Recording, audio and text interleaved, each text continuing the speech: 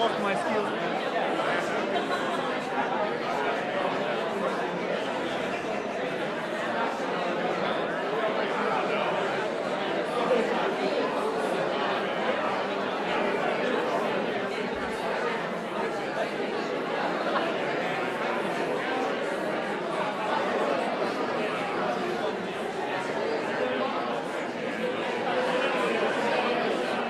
Ladies and gentlemen, please take your seats and silence your cell phones.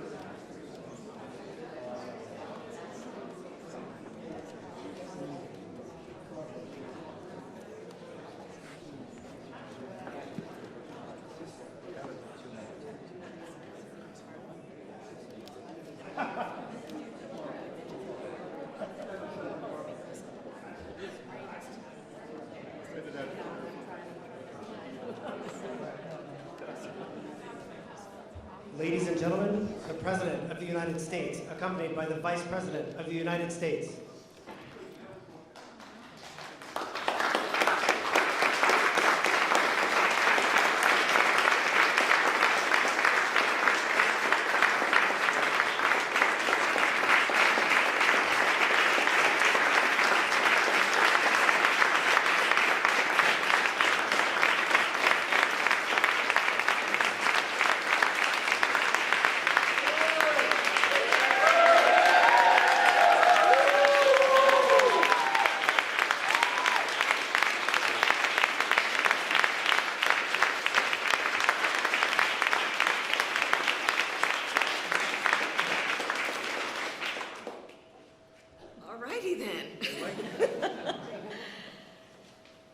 Good afternoon, everyone.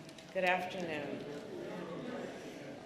Let me start by saying to all of the leaders here, thank you. Thank you. To the members of our United States Congress on both sides of the aisle who helped pass the COVID-19 Hate Crimes Act, thank you.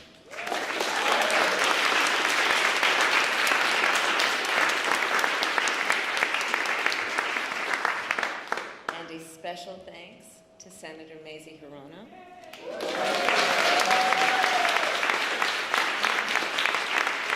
and Congresswoman Grace Meng,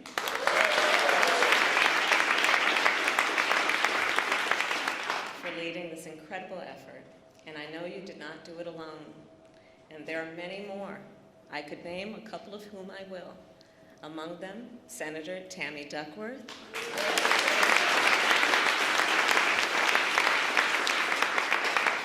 Senator Richard Blumenthal,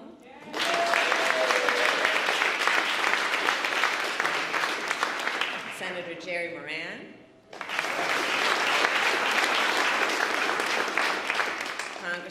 Judy Chu,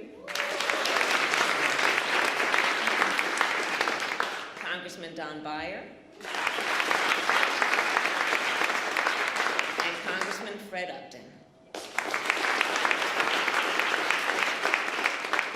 Because of you, history will remember this day and this moment when our nation took action to combat hate. Thank you all. Around this time last year, when I was in the Senate, Senator Hirono and Senator Duckworth and I introduced a resolution in the United States Senate condemning the rise of anti-Asian sentiment in our country. At that time, more than 1,100 anti-Asian hate incidents had been reported since the start of the pandemic. Today, that number is more than 6,600. And I'm talking about incidents where businesses are being vandalized in our biggest cities and in our smallest towns. I'm talking about a 61-year-old man getting kicked in the head, 2 elderly women being stabbed while waiting for the bus, 8 people in Atlanta getting shot on a Tuesday night. This violence, it did not come from nowhere, and none of it is new.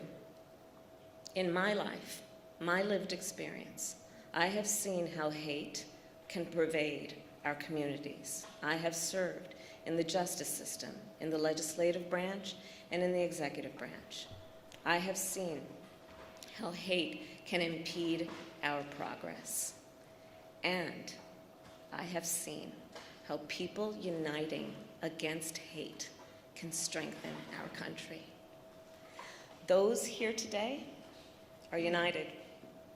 This bill brings us one step closer to stopping hate, not only for Asian Americans, but for all Americans. It will expedite the Justice Department's review of hate crimes, every type of hate crime. It will designate an official at the department to oversee the effort, and it will expand efforts to make the reporting of hate crimes more accessible at the local and state levels. But after the President signs this bill today, our work will not be done. Here is the truth. Racism exists in America. Xenophobia exists in America.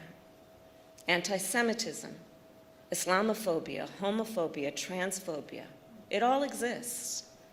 And so the work to address injustice, wherever it exists, remains the work ahead. My fellow Americans, it is my great honor to mention and to say to you what you already know. We have a President of the United States in one Joe Biden who is committed to this work. He is determined to, I will quote from him, give hate no safe harbor. And I'll tell you firsthand, I've seen what you know. His actions match his powerful words. It is my great honor to introduce the President of the United States, Joe Biden.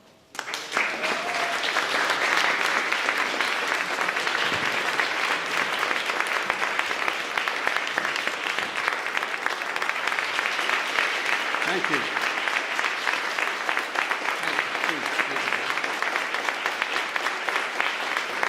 Thank you.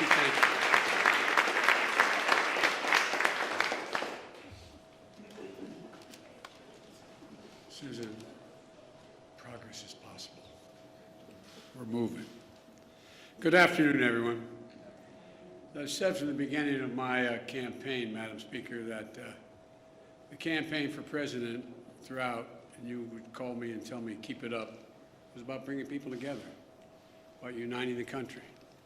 We need to unite as one people, one nation, one America. And that was the thing I was most often criticized about, saying, how can you unite the country? We must unite the country. I said it in my kickoff speech in Philadelphia. I said it again when I spoke at Gettysburg, and I emphasized it in my inaugural address. A lot of people, pressed to elected officials, were somewhat skeptical of that could be done. It's just beginning, but I'm confident we can do this and so much more. And I believe with every fiber of my being that there are simple core values and beliefs that should bring us together as Americans. One of them is standing together against hate, against racism, the ugly poison that has long haunted and plagued our nation. Today, I can say that because of all of you, many of you sitting right in front of me, you've taken that first step. It's an important step.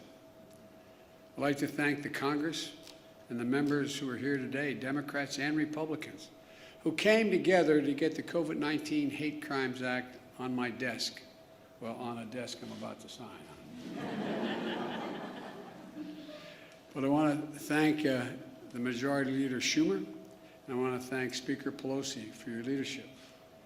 I also want to thank the leader from the state of Kentucky for letting it go forward. It's important. It's important. Most of all, Maisie, or Senator, I called you Maisie. I apologize, Maisie. I call Chuck anyway. Senator Hirano, Senator Tammy Duckworth, who helped deliver this 94-1 vote. When you get involved, Tammy, you don't screw around. You just 94-1. State Representative Grace Meng and Judy Chu, who helped deliver a 364 to 62 vote in the House of Representatives. That's incredible. I also want to thank, as I said, Republican members in Congress for their leadership, including Senator Moran and Senator Collins. I also want to thank as I said, to all of the folks, all the people here today who are involved, and those of you, whether you're in the Congress or not, supporting this effort. I say thank you, thank you, thank you. We got a lot more to do. But we simply haven't seen this kind of bipartisanship for much too long in Washington. You're showing that our democracy can work and deliver for the American people. Just days after the mass shooting in Atlanta area, the Vice President Harris and I, we went down to Atlanta to meet with Asian Americans and the community across Georgia. It was a raw and emotional visit we had. We heard about their pain, their fear, anger, and all that existed in the community, and the feelings were about those feelings that they felt invisible, not seen. We heard how too many Asian Americans have been waking up each morning this past year genuinely fearing for their safety, just opening the door and walking down the street, and safety for their loved ones. The moms and dads who, when they let their kids out the door to go to school, were worried. Attacked, blamed, scapegoated, harassed during this pandemic. Living in fear for their lives, as I said, just walking down the street. Grandparents afraid to leave their homes, even to get vaccinated, for fear of being attacked. Small business owners targeted and gunned down. Students worried about two things: COVID-19 and being bullied. Documented incidents of hate against Asian Americans has seen a shocking spike, as the Vice President has outlined at the front of her comments, let alone the ones that have never been reported. Gut-wrenching attacks on some of the most vulnerable people in our nation, the elderly, low-wage workers, women, brutally attacked simply by walking outside or waiting for a bus. Asian American women suffered twice as many incidents of harassment and violence as Asian American men. And the conversation we had in Atlanta is one we're hearing all across the country, that all of this hate hides in plain sight. It hides in plain sight. And too often, it is met with silence. Silence by the media, silence by our politics, and silence by our history. For centuries, Asian Americans, Native Hawaiians, Pacific Islanders, diverse and vibrant communities have helped build this nation, only to be often stepped over, forgotten, or ignored. Lived here for generations, was still considered by some the other. It's wrong. It's simply, to use the phrase, it's simply un-American. My message to all of those of you who are hurting is, we see you. And the Congress has said, we see you. And we are committed to stop the hatred and the bias. In my first week in office, I signed a presidential memorandum directing federal agencies, all of them, to combat the resurgence of xenophobia. Not just one, every agency. Attorney General Garland, Deputy Attorney General Lisa Monaco, Associate Attorney General Gupta are all here today. The Department of Justice is strengthening its partnership with the community to prevent these crimes, in addition to its other work to take on violent extremism and domestic terrorism. And with the new law, this new law, the Department of Justice and our entire administration is going to step up. Right now, this is a critical problem of hate crimes being underreported. It stems from two challenges. First, there's lack of resources and training for state and local law enforcement to accurately identify and report hate crimes to the FBI. Secondly, for more people in communities of color, there are language and cultural barriers in how to communicate what's happening to them. This law is going to make a difference. For example, the Department of Justice will issue clear guidance for state, city, and tribal and law enforcement agencies on how to establish online reporting of hate crimes. It'll work with the Department of Health and Human Services to raise public awareness of COVID-19 hate crimes that occurred during the pandemic. It will also be a devoted official at the Department of Justice whose sole job is to expedite the review of hate crime reports. And thanks to two families here today, the law will help state and local governments ensure hate crime information is more accessible to the public. The family of Heather Heyer, a civil rights activist whose life was taken standing up to Nazis marching from the shadows of vengeance in Charlottesville. And the family of Khalid Jabara, a proud son of a family who's immigrated from Lebanon in search of new beginnings, who was gunned down in front of their home here in America, the United States of America, by a neighbor fueled by hate. Khalid and Heather were murdered on the same day, 1 year apart. Instead of sharing the dreams they had for their children, both families share profound grief. And they've shown incredible courage to turn their pain into purpose. I hope you'll not be offended, but I ask both families to please stand.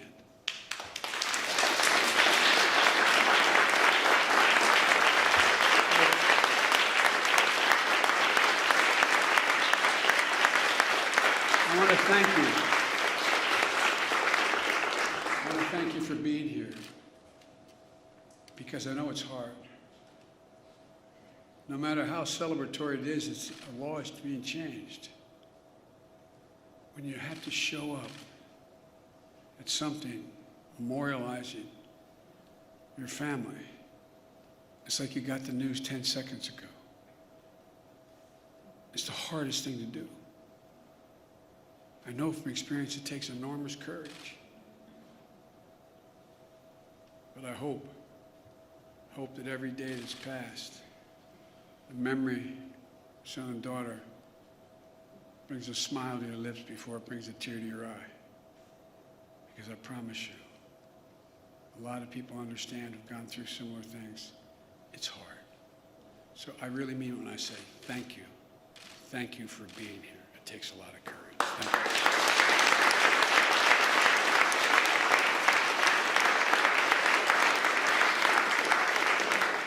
Because of you, the amendment named in honor of Khalid and Heather is now law, to make sure that hate crimes are more accurately counted and reported, and hopefully leading to a continued focus on ending these crimes.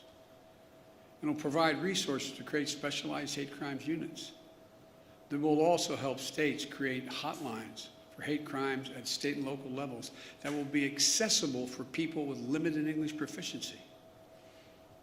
And it provides resources for training for state and local law enforcement to identify, investigate, and report these heinous crimes.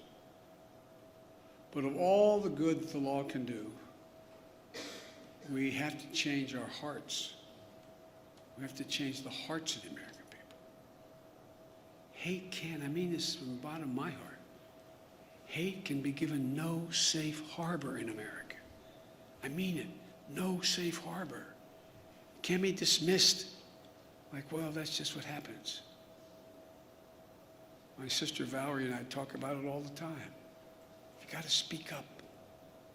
Speak up and speak out.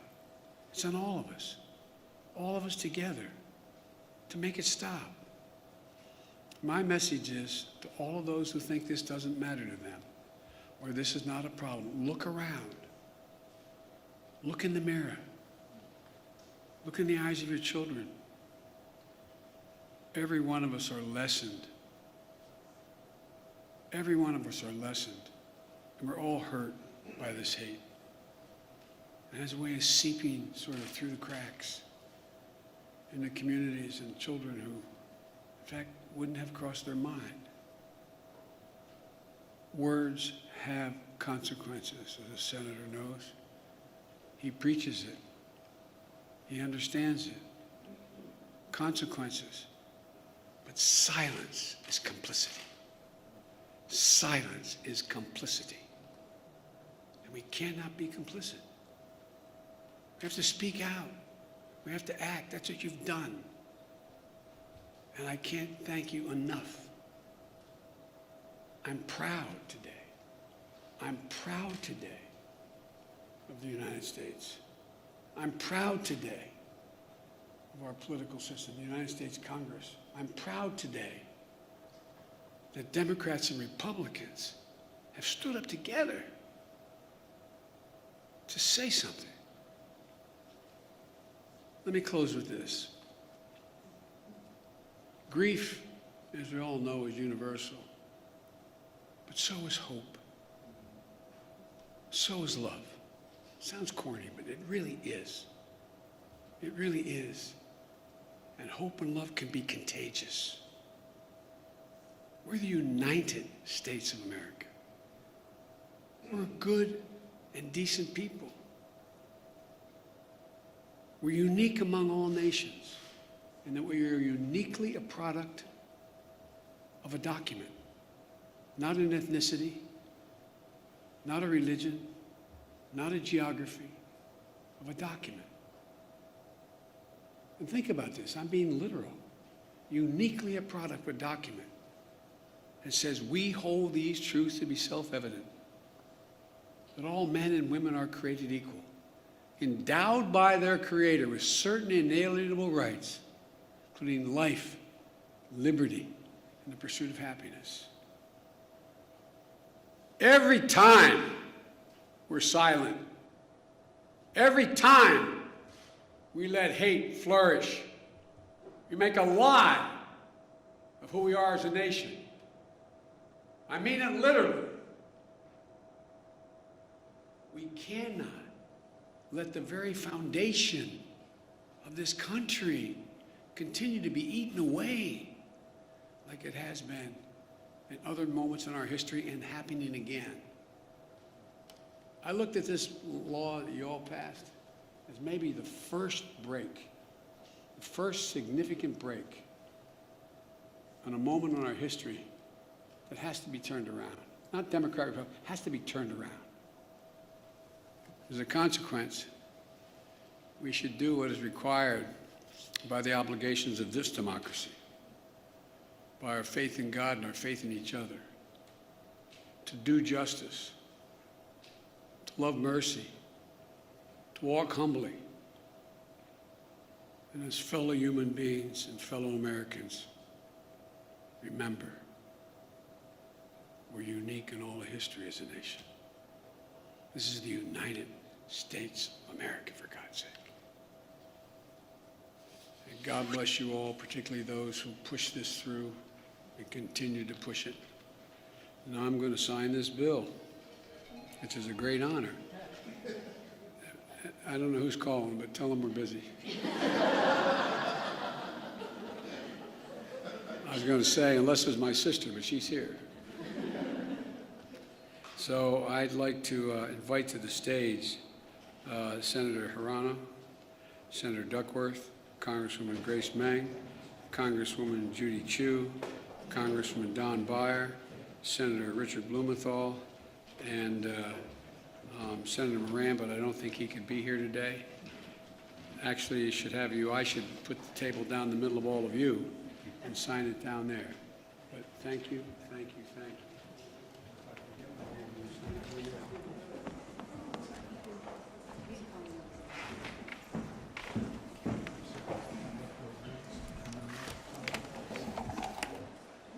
All right.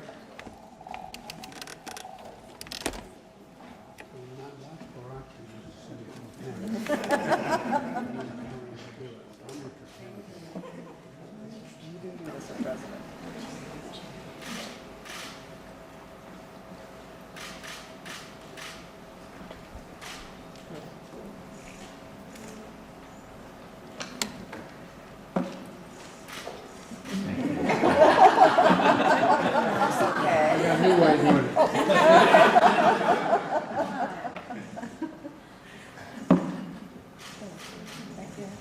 Oh, there you go, sorry. Thank you. Congratulations to you all.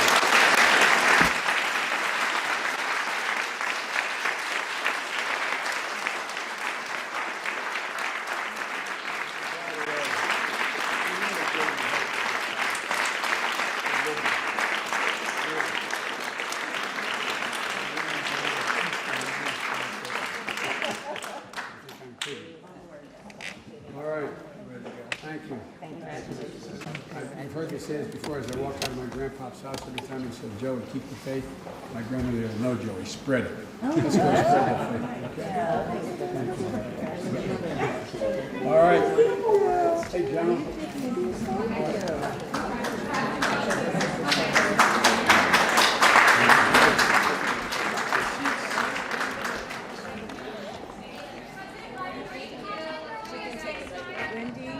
Ladies and gentlemen, please remain seated while the President and the Vice President depart. Thank you. Thank